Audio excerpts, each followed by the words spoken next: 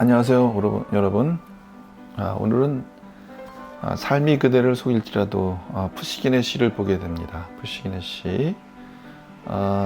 시는 굉장히 긍정적이고 낙관적인 내용의 시라고 볼 수 있는데, 특히 1년의 세 번째 줄, 절망의 날을 참고 견디면 기쁨의 날 반드시 찾아오리라 라는 표현은 마치 성경의 한 구절과 같습니다.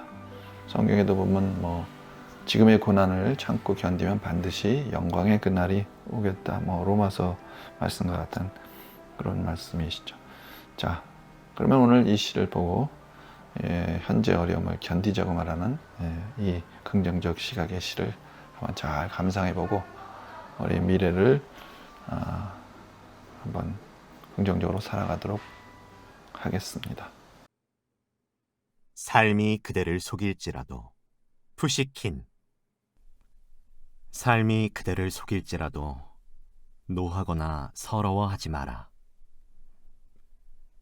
절망의 나날 참고 견디면 기쁨의 날 반드시 찾아오리라. 가슴은 미래에 살고 현재는 언제나 슬픈 법.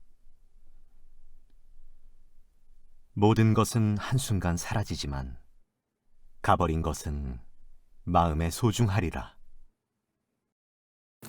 1년에서 현재와 미래에 대한 화자인식에서 1년에서 현재와 미래가 나오는데요. 현재는 절망의 나날, 미래는 기쁨의 날로 묘사하고 있습니다. 자, 이렇게 함으로써 현재의 삶이 자신의 뜻대로 되지 않더라도 주어진 상황에 대해 노하거나 서러워하지 않고 참고 견뎌내면 기쁨의 날이 올 것이다. 굉장히 성경에 나오는 얘기와 비슷하죠. 자, 2연 현재와 미래 또 나오는데요. 미래에는 현재보다 더 나은 삶이 있다. 더 행복한 삶이 있을 것이라고 기대하지만 현재는 언제나 슬픈 것이다. 이렇게 얘기하고 있습니다. 자, 미래는 과거의 것들이 마음속에 소중한 것으로 남는다. 자, 미래에 대해서 이렇게 얘기하고 있습니다. 이렇게 함으로써 현재 겪고 있는 슬픔은 순식간에 지나가는 일이며 미래에는 과거의 슬픔도 소중한 것으로 남게 될 것이다 라는 그런 메시지로 남고 있습니다. 자, 그러면 이번에는 작품의 어조 및 효과. 어조는 뭐하지 마라, 뭐말이라, 뭐하는 법, 이렇게 단정적인 어조를 사용하고 있으면서 여기에서 화자가 자신이 깨달은 바를 확신에 찬 태도로 전달하는 효과가 있습니다.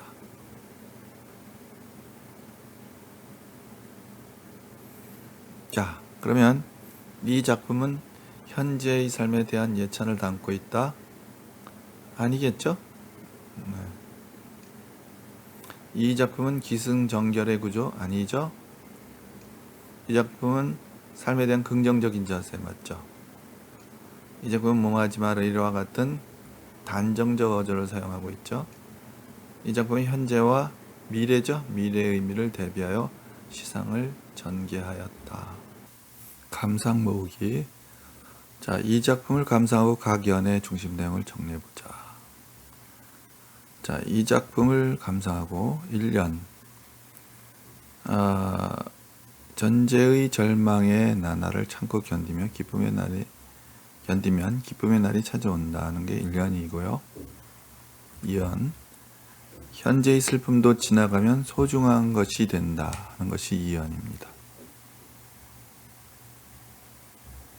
자, 2번 다음 19의 의미를 바탕으로 화자가 생각하는 삶의 본질이나 인생의 가치를 파악하고 자신의 생각과 비교해보자. 그랬죠? 자, 현재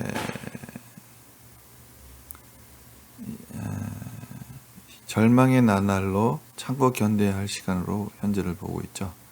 그래서 현재는 언제나 슬픈 법 이렇게 얘기하고 있죠.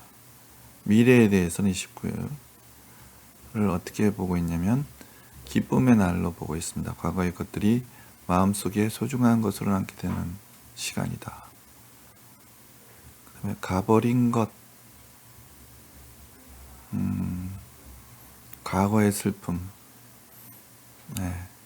시간의 흐름 속에서 지나간 일이 돼버린 것을 얘기하는 거죠.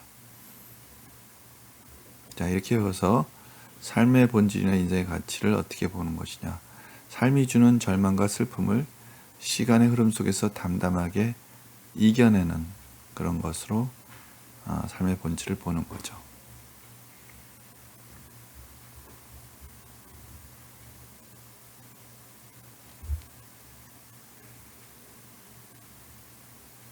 (3번) 이 작품을 추천해주고 싶은 사람을 찾고 추천하는 글을 써보자 그랬어요. 주변 사람들 중에서 이 작품을 추천해주고 싶은 사람이 있으면 누구인지 보고 찾아보자. 주변 사람 중에 이 작품을 좋아하는 사람은 사촌 동생이다.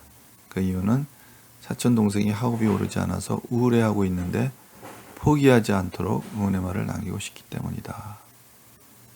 이렇게 보고 있습니다. 이 작품에 대한 자신의 감상 내용을 포함하여 추천한 걸 써보자. 아무에게 누구야? 안녕. 요즘 공부하느라 많이 힘들지? 나도 나름대로 공부를 하는데도 성적이 오르지 않아서 우울한 적이 많아. 그럴 때마다 나는 푸시킨의 삶이 그대를 속일지라는 시를 떠올리면서 그 시간들을 견딘단다. 이 시는 현재는 언제나 슬픈 것이지만 그 절망의 나날들을 담담히 참고 견디면 미래에는 반드시 기쁨의 날이 올 것이라는 내용을 담고 있어. 이것을 떠올리면서 나는 삶에 대해 긍정적인 자세를 갖는 것이 얼마나 중요한지를 깨닫곤 해. 너도 지금은 힘들겠지만 미래에는 반드시 내가 노력한 것에 대한 좋은 결과가 있을 것이라고 생각하길 바래. 시간이 지나면 지금 이 순간도 소중한 추억으로 남을 거야.